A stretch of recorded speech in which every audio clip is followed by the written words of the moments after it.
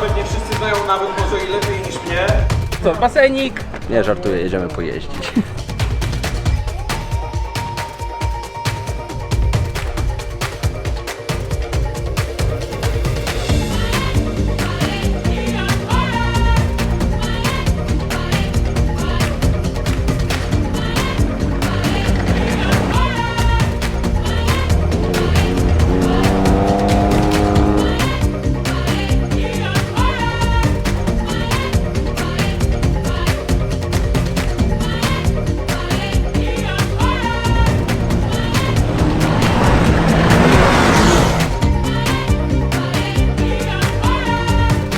Zobaczcie, na tej trasie również mamy nowe gatunki. Oto nowa roślinka odkryta tutaj po raz pierwszy. Także też warto się zatrzymać i docenić piękno przyrody.